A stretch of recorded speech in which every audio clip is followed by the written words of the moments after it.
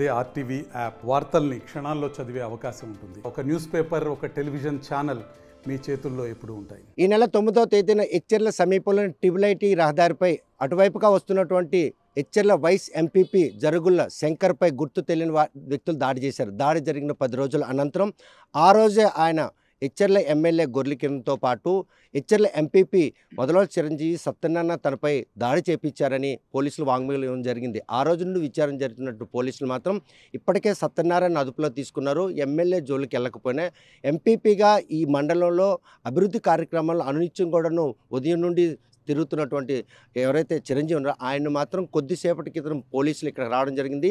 3 గంటల నుండి జరిగినటువంటి నెగోషియేషన్స్లో చివరకు కొద్దిసేపటి క్రితం చిరంజీవిని మాత్రం పోలీసులు అరెస్ట్ చేసి ఎచ్చెర్ల పోలీసుని తీసుకెళ్లారు. ఈ విషయాన్ని మాత్రం చిరంజీవి తీవ్రంగా ఖండించారు. ఇటువంటి అక్రమ అరెస్ట్ ఒక అధికార పార్టీకి సంబంధించిన మండల ఎంపీపీని ఇట్లా పోలీసులు అరెస్ట్ చేయడం వెనక ఎటువంటి ఈ హేవైన చర్మ ఖండించి ఆయన న్యాయవాది కూడా చట్టానికి సంబంధించినట్టు అన్ని మెలకులు తెలిసిన ఆయన మాత్రం ఇలా ఒక సాధారణ వ్యక్తిని అరెస్ట్ చేసినట్టు తీసుకెళ్ళడం మాత్రం ఆయన తీవ్రంగా ఖండించారు. ఈ విషయంపై మనతో మాట్లాడిన ఆయన ఫాలోవర్స్ ఉన్నారు.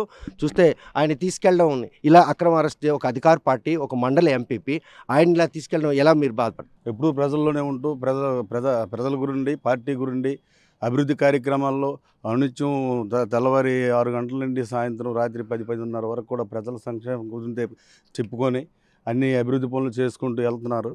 ఈ శంకర్రావు అనే ఈ వ్యక్తిపై ఎటువంటి ఆధారాలు లేకుండా ఈరోజు మా ఎంపీపీ గారు మొదలవ చిరంజీవి గారిని మధ్యాహ్నం 3 గంటల నుండి ఎస్ఐ గారు, సిఏ గారు వీళ్ళందరూ వచ్చి ఈ డిపిఆర్లు అడిగారు, ఇస్తామని చెప్పాము. మేము ఎటువంటిది కూడా లెటర్ కూడా ఇచ్చాము. ఇచ్చిన తర్వాత 5:30-6 ప్రాంతంలో డిఎస్పీ గారు మాట్లాడి ఇమీడియట్లీ అరెస్ట్ చేయమని అన్నారు. ఇది అక్రమంగా ఎటువంటి ఆధారం లేకుండా ఎటువంటి ఆరోపణ లేకుండా మా సెక్యూరిటీ గార్డులని వాళ్ళని ఫిట్ చేసి ఇతను కూడా ఫిట్ చేయడానికి ప్రధానంగా ఇది ఆడుతున్న హైడ్రామా. అతనికి ఎటువంటి సంబంధం లేదు. దీన్ని మేము తీవ్రంగా ఖండిస్తున్నాం. ఒక అధికార పార్టీకి సంబంధించిన ఒక ప్రజాప్రతినిధి మండల ఎంపీపీ ఉండి ఆయన్ని ఇట్లా పోలీసులు అరెస్ట్ చేయండి ఏ విధంగా ఖండిస్తారు? ఇదైతే మాత్రం బాధాకరమైన విషయం. ఇంతవరకు ఎన్నడూ అధికార పార్టీలో ఇటువంటి చర్యలు ఎప్పుడు జరగలేదు. ఆ శంకర్రావు గారికి కానీ, చిరంజీవి గారికి కానీ, ఎమ్మెల్యే గారికి కానీ ఎటువంటి సంబంధం లేదు. ఆ శంకర్రావు అనే వ్యక్తి ఏదో చెప్పాడని చెప్పేసి వీళ్ళు ఆరోపణ చేసి మా డ్రైవర్లని వాళ్ళని నిర్బంధించి 2 రోజుల క్రితం తీసుకుపోయేంతవరకు కూడా ఇచ్చేయకన్నా వాళ్ళని కన్ఫెన్షన్ చేసి ఈరోజు మా ఎంపీపీ గారిని అన్యాయంగా, దారుణంగా, చాలా బాధాకరమైన విషయం. మేము ఎప్పుడు అనుకోని రోజులు కూడా ఈరోజు చూడవలసి వస్తుంది అధికార పార్టీలో ఉండి. ఇది మేము తీవ్రంగా ఖండిస్తున్నాం. ఇలాంటి తగు చర్యలు కానీ, తప్పు చర్యలు కానీ తీసుకుంటే రేపు పొద్దున్న అన్ని విధాలుగా ఇబ్బంది పడవలసిన పార్టీకి ఇబ్బంది పడతారు. ఇలాంటి కార్యకర్తలను కూడా ఒగ్గుకుంటే రేపు పొద్దున్న పార్టీకి కూడా నష్టం జరుగుతుంది. ఇది మాత్రం చాలా దారుణం. ఇది బాధాకరమైన విషయం. ఇది తీవ్రంగా మేము ఖండిస్తూ ఉన్నాం. చూస్తే కనుక ఆ రోజు ఘటన జరిగిన దగ్గర నుండి ఈ రోజు వరకు ఆయన జనంలోనే తిరుగుతున్నారు. పోలీసులకు ఇచ్చినటువంటి వాంగ్మూలంలో, ఇచ్చిన వాంగ్మూలంలో వారు చేసినటువంటి ప్రయత్నంలో భాగంగా ఇటువంటి అక్రమ అరెస్ట్ అనుకోవచ్చా? ఖచ్చితంగా అక్రమ అరెస్టు. మీ ఇంటర్వ్యూ చూసుంటారు. ఆ రోజు కూడా అతను మాకు తగిలినట్టుగా కొట్టినట్టుగా తెలియదు అనేసి అన్నారు మీ ఇంటర్వ్యూలోనే. అలాంటిది ఇప్పుడు వాళ్ళందరూ అన్యాయాల అక్రమాలని అతను ప్రశ్నిస్తాడు. వాళ్ళ ఆ అక్రమాలు సాగనివ్వట్లేదు అనే ఉద్దేశంతో ఇదంతా పెద్ద కుట్ర తెలుగుదేశం వాళ్ళతో కలిసి అతను ఆడిన డ్రామా అది. మా ఊర్లో కూడా మా ఊరు తెలుగుదేశం నాయకులని పోలీసులు వాళ్ళ ఇంటికి వెళ్ళి వాళ్ళు చెప్పిన పేర్లు తీసుకెళ్ళి 2-3 రోజులు మా వాళ్ళని కూడా ఇబ్బంది పెట్టడం జరిగింది. ఆ విషయం కూడా చిరంజీవి హైకోర్టులో ఏబిఎస్ కార్పొరేషన్ వేస్తామంటే వాళ్ళని విడిచిపెట్టడం జరిగింది. ఇవన్నీ దృష్టిలో పెట్టుకొని పోలీసులు అయితే ఇదైతే ఎలాగో క్లోజ్ చేద్దాము, చిరంజీవి పేరు ఎలాగో ఆవిడ వాళ్ళు చెప్తాను కాబట్టి దాని మీద చూసిద్దామని ఇది పెద్ద కుట్ర ఇందులో దాగి ఉంది. ఎందుకంటే అతను కూడా అన్నారు మీ ఎవరిని చూడలేదు, దెబ్బ తగిలినట్టు అది లేదు. మన ఇద్దరం బండి మీద వెళ్ళినప్పుడు ఒకరికి తగిలితే వెనకొడికి తెలకుండా ఉంటుంది. ఆ మాత్రం కూడా ఇది లేకుండా పోలీసులు ఎలాగ ఇన్వెస్టిగేషన్ చేశారు, అసలు ఏం జరుగుతుందో తెలియని అయోమయంలో ప్రజలు ఉన్నారు. గ్రామంలో కూడా అదే అంటాను.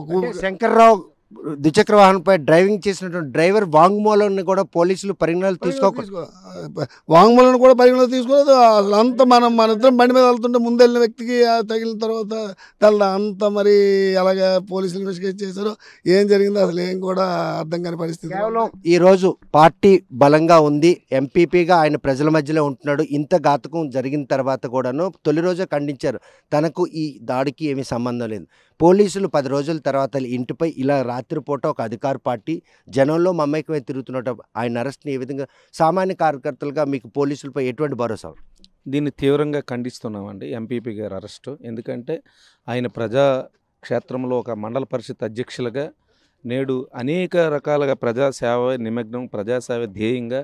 ఎందుకంటే ఉదయం 8-9 నుంచి స్టార్టింగ్ రాత్రి 7-8 వరకు ఎక్కడి నుంచి వచ్చిన పేద ప్రజలు, ఎక్కడి నుంచి వచ్చినా వారందరూ కూడా సహాయ సహకారాలు అందరికీ సపోర్ట్ ఇస్తూ మంచి పరిపాలన, మంచి సపోర్టింగ్. ఎందుకంటే ఆయన హైకోర్టు ప్రధాన లాయర్ గారు, ఆయనకు బాగా మెలకులు కూడా తెలుసు. అందరికీ భరోసాగా పేద ప్రజలు ఎంతోమంది ఇప్పుడు ఆయన అంటే చాలా అభిమానం, ఆదరిస్తున్నారు కూడాను. మరి శంకర్రావు ఆ రోజే గాయాలతో ఉన్న టైంలోనే ఎమ్మెల్యే గొర్రెకిరణ్తో పాటు చిరంజీవిని, అదేవిధంగా సత్యనారాయణ చెల్లగా వీళ్ళు ముగ్గురే తనపై దాడి జరిపించేందుకు ప్రోత్సహించారన్న. ఇందులో వాస్తవాలు పోలీసులు గమనించడంలో శంకర్రావును ద్విచక్ర వాహనం తీసుకుని మురళి ఇచ్చిన వాంగ్మూలంలో కూడా అటువంటివి తనకేమీ తెలియదు అన్నటువంటి ఒక నిర్ధారణ కూడా చేశారు. మరి ఇటువంటి తరుణంలో పోలీసులు ఒక అధికార పార్టీ మండలానికి ప్రాతినిధ్యం ఎంపీపీ ఆయన్ని ఈ రాత్రి మీద ఇలా అక్రమంగా అరెస్ట్ చేసి రేపు సామాన్య కార్యకర్తలు మండలం తిరిగే పరిస్థితి ఇలా అయితే చాలా కష్టం అండి మాలాంటి సామాన్యమైన కార్యకర్తలను కూడా. ఎందుకంటే ఆయన ఎంపీపీ అయిన తర్వాత ఈ మండలంలో అనేకమైన అరాచకాలు తగ్గించుతూ అనేకమైన పేద ప్రజలకి సపోర్టెడ్గా ఉండడం, ఇది పెద్దందారులకి కొంచెం హీర్సభావంగా ఉండడం మెయిన్ ప్రధాన కారణం.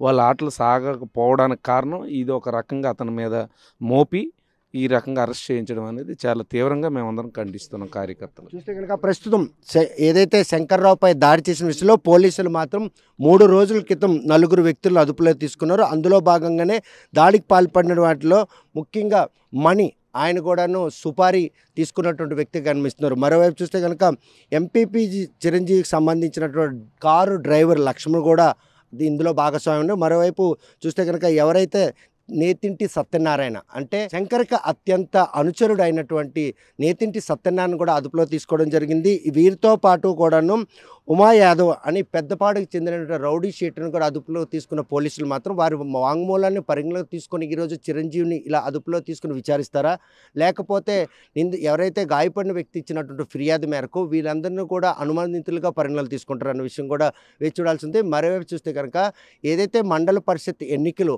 మొదట నామినేషన్లు దాఖలు చేసిన క్రమంలో ఈ మండలానికి జరుగుల శంకర్కు ఎంపీపీ పదవి ఇవ్వడానికి ఎమ్మెల్యే గొర్రెకిరణ్ కమిటీ అయ్యారు. కరోనా కారణంగా ఆ ఎన్నికలు వాయిదా కావడంతో తర్వాత నామినేషన్ ప్రక్రియలో మొదటి చిరంజీవి ప్రత్యక్షం కావడం జరిగింది. ఆయన పార్టీ యాక్టివిటీస్లో ఉన్న నేపథ్యంలో మండల అభివృద్ధితో పాటు నియోజకవర్గానికి కూడా అభివృద్ధి చేస్తారన్న ఉద్దేశంతో ఎమ్మెల్యే మాత్రం చిరంజీవికి ఎంపీపీగా టికెట్ ప్రకటించడం, ఆయన ఎంపీపీగా ప్రాతినిధ్యం వహించడం, ఆ నియోజకవర్గం వైసీపీ ఎంపీగా శంకర్రావు ఎవరైతే ఉన్నారో ఆయన మాత్రం టీడీపీతో జత కలిపి ఈరోజు అటు ఎమ్మెల్యే పైన చిరంజీవి పైన కూడాను లేనిపోయిన ఆరోపణలు చేస్తున్నారు. మరోవైపు వచ్చే సార్వత్రిక ఎన్నికల్లో గొర్రెకిరణ్ వద్దు, జగన్ ముద్దు అంటూ ఫ్లెక్సీలు పెట్టి బాహాటంగా వారు చేస్తున్నటువంటి ఈ చర్యలు వైసీపీలో 2 గ్రూపులుగా విడిపోయి వారి సొంత లావాదేవీల విషయంలో జరిగినటువంటి ఈ దాడిని మాత్రం రాజకీయ రంగు పులువేలా చేశారని చెప్పేసి చిరంజీవి వర్గీయులు ఆరోపిస్తున్నారు. ఆయన ఎంపీపీ అయిన తర్వాత ఈ నియోజకవర్గ అభివృద్ధితో పాటు ఎటువంటి సమస్యలు లేకుండా ఆయన చొరవ తీసుకోవడంతోనే ఈరోజు ఎటువంటి సంఘటనలు కానీ అదేవిధంగా ఎవరిపై దాడులు కానీ లేని నేపథ్యంలో ఎవరు దాడి చేశారన్న విషయం తెలియకుండా ఆయనపై అక్కసు ఉన్నటువంటి ఎమ్మెల్యే ఎంపీపీతో పాటు తనకు అనుచరుడైనటువంటి నేతింటి సత్యనారాయణ కూడా వీరితో తిరుగుతున్నారు. ఆయనపై కూడా ఫిర్యాదు ఇవ్వడం జరిగింది. దాడి చేసిన వారిలో ఇప్పటికే 4 2 రౌడీ షీటర్లతో పాటు నేతింటి సత్యనారాయణ, చిరంజీవి కారు డ్రైవర్ కూడా అదుపులో తీసుకున్నారు. కొద్దిసేపటి క్రితం చిరంజీవిని మాత్రం అక్రమంగా అరెస్ట్ చేసి తీసుకెళ్లే విషయం మాత్రం ఎవరైతే కేడర్ అంతా కూడా భయాందోళన చెందుతున్నారో వైసీపీ పార్టీలో కీలక రోలు పోషిస్తూ రానున్న సార్వత్రిక ఎన్నికల్లో గొర్రెకిరణ్ కిరణ్కు అండగా ఉన్నటువంటి వారిద్దరిని కూడాను అంటే వారి తాలూకా అభివృద్ధిని చూడలేకే ఈరోజు జరుగులు శంకర్ చేసినటువంటి ఆరోపణలో భాగంగా పోలీసులు ఇటువంటి చర్యలు చేపడుతున్నారు. ఈ విషయంపై తీవ్రంగా ఖండిస్తున్నాం. తాము కూడా సమాజంలో తిరగాలంటే భయం వేస్తుంది.